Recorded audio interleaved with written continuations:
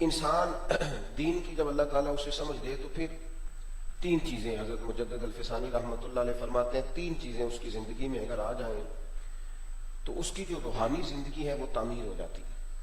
ایمانیات کے باب کے بعد بہت لمبا چوڑا فلسفہ نہیں، بہت گہری اور بہت گہرائی والی باتیں نہیں، تین چیزیں اپنی زندگی میں پیدا کریں۔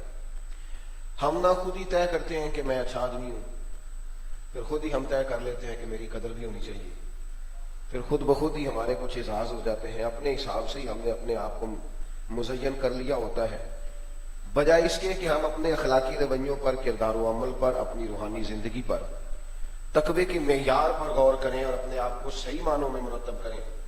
ہم کچھ چند ایک باتیں سوچ کے خود بخود کہیں بن کر بیٹھ جاتے ہیں۔ حضرت مجدد صاحب رحمۃ اللہ علیہ فرماتے ہیں کہ تین چیزیں اخلاقیات کے باب میں اپنے اندر پیدا کرو، تمہارا دین مکمل ہو جائے گا۔ صرف تین چیزیں۔ ایک تو فرماتے ہیں ضرورت کے مطابق علم حاصل کرو، اور علم حاصل کرنا بھی عبادت ہے۔ ہم قوم کو یہ سمجھا نہیں سکے کہ جس طرح تسبیح پڑھنا سبحان اللہ سبحان اللہ سبحان اللہ اس کا ثواب ملتا ہے نا، اسی طرح وضو کے مسئلے سیکھنے کا بھی ثواب ملتا ہے، یہ سمجھایا نہیں۔ اس لیے میں آپ سے پوچھتا ہوں کہ کسی جگہ ایک بزرگ بیٹھے ہوں بہت لمبی چوڑی تسبیح لے کے اور بڑی پگڑی اور بڑا جبہ پہن کے، اور ایک طرف ایک عالم دین فقہ کی کوئی کتاب لیے بیٹھے ہوں، تو لوگ زیادہ کس طرف جاتے ہیں؟ بابا جی کی طرف جاتے ہیں۔ وہ بابا جی کی غلطی نہیں ہے، وہ اس اسٹیج سے بتایا یہ کیا ہے کہ درویش جو ہوتا ہے اس کی بڑی شان ہوتی ہے، یہ مولوی صاحب نے تیاری کرائی ہے، اللہ ماشاء اللہ۔ بابا جی تو ڈھیر سارے وہ ہیں جو تقریر ہی نہیں کرتے، بہت سارے ایسے ہیں۔ بلکہ ایک جگہ پہ میں گیا تھا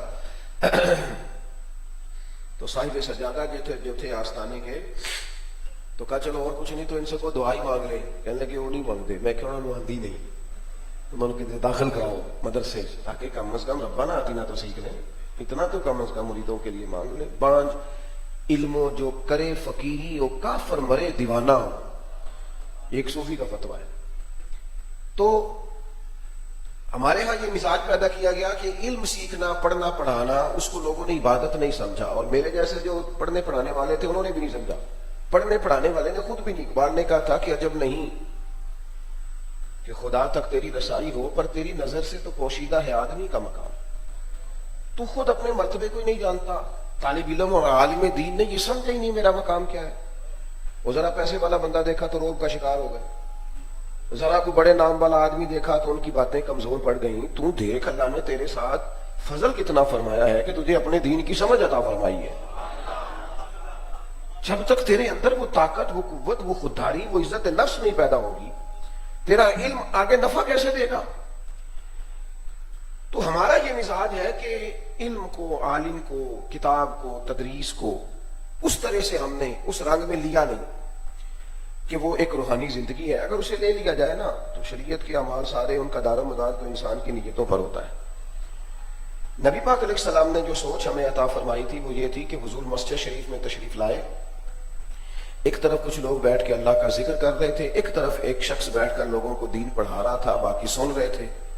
نبی کریم علیہ السلام دونوں کے بیچ کھڑے ہو گئے اور کھڑے ہو کے فرمایا دونوں محافل خیر کی ہیں، دونوں اچھا کام کر رہے ہیں، لیکن پھر کریم فرمانے لگے چونکہ میں معلم بن کے آیا ہوں، میں ایک استاذ بن کے آیا ہوں، لہذا خود اللہ کے رسول اس محفل میں بیٹھے جہاں دین پڑھایا جا رہا تھا۔ تو اب قوم کو جو سبق دینا تھا وہ تو یہ دینا تھا کہ اگر ان دونوں محافل میں سے تم نے اختیار کرنا ہے تو تم نے مجلس علم کو اختیار کرنا، لیکن وہ ہم نے خود ہی، میں کہتا ہوں روب کا شکار ہو جاتا ہے ہمارا سٹیج، ہمارا ممبر کسی کے روب میں آ جاتا ہے۔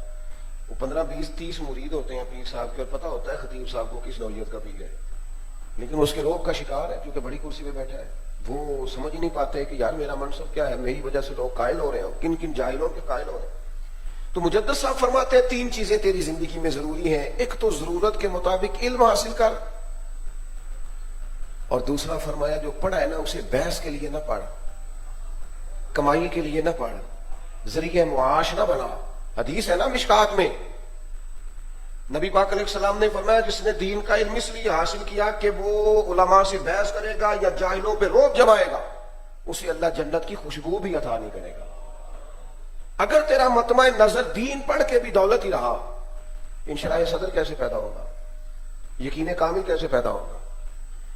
اتنا قریب سے کتاب و سنت کا مطالعہ کر کے بھی اگر تو ریٹ ہی لگاتا رہا 30 لوں گا 40 لوں گا 50 لوں گا، اگر تو اسی چکر میں الجھا رہا تو پھر تو گیا کام سے، پھر تو نے کیا سمجھا کیا ہے اس کو؟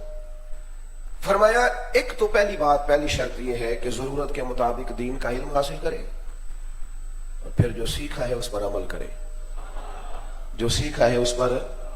تقریریں نہ تو پیٹ بھرنے کے لیے ہوتی ہے، نہ کانوں کی لذت کے لیے ہوتی ہے، نہ تھوڑی دیر کے لیے مزہ لینے کی۔ تقریریں تو اس لیے ہوتی ہیں سنیں گے تو عمل کریں گے، سنیں گے تو دوست آتے ہیں نا ٹائم لینے کے لیے، کہتے ہیں جی آپ کے بڑے خطاب سنے ہیں اب تشریف لائیں، تو میں کہ بس ٹھیک ہے جڑے سن لیں انہوں نے عمل کرو۔ اب یہ کوئی مطلب کان کی لذت ہے کہ چلو جی ادھر بھی تقریر کرتے ہیں ادھر بھی تقریر کرتے ہیں؟ سن لی ہے نا، اگر پہنچ گئی ہے۔ پہلے تو بہت زیادہ اجتماعات کی ضرورت اس لیے پڑتی تھی کہ ذرائع نہیں تھے بات پہنچانے کے، اور اگر ذرائع پہنچ گئے ہیں بات پہنچ جاتی ہے تو پھر تو ضرورت اس عمل کی ہے کہ اس پر عمل کیا جائے۔ لیکن وہ ہمارے استاد صاحب فرمایا کرتے تھے کتاب بڑی مہنگی ہو گئی ہے، کتاب خریدنا بڑا ہی مشکل ہے، اور خرید کے پڑھنا اس سے مشکل ہے، اور پڑھ کے سمجھنا اس سے مشکل ہے۔ اور فرماتے تھے سمجھ کے عمل کرنا سب سے مشکل ہے۔ سب سے مشکل کام کیا ہے؟ عمل کرنا۔ ضرورت کے مطابق علم حاصل کرو اور اس پر عمل کرو۔ اور تیسرا عدد مجدد صاحب فرماتے ہیں وہ جو عمل کر رہے ہو نا اس میں اخلاص پیدا کر لو، تمہارا دین مکمل ہو گیا۔ واہ واہ کا شوق چھوڑ دو، داد اور امداد کے چکر سے نکل آؤ، رضائے الہی پیش نظر رکھو، اللہ تعالیٰ کی رضا میں ڈھل جاؤ۔ کیا معنی؟ تقوی والی زندگی اختیار کرو۔ یہ جو عالم ہوتا ہے نا، عالم، اس کی شان قرآن پاک نے یہ بیان کی ہے کہ عالم خشیت والا ہوتا ہے۔ کثرت کیلو کال کا نام علم نہیں، بہت مسجع اور بہت سجی ہوئی اور بہت جو ہے وہ معنی خیز گفتگو اور بڑے تدبر کے ساتھ اور اپنی بات کو کہنے کا بڑا ڈھابر سلیقہ، یہ ساری نعمتیں ہیں، لیکن فقط یہ بھی علم نہیں، بلکہ قرآن مجید فرماتا ہے انما یخشی اللہ من عبادہ العلماء، اللہ کے بندوں میں سے جو عالم ہیں وہ تو رب سے ڈرتے ہیں۔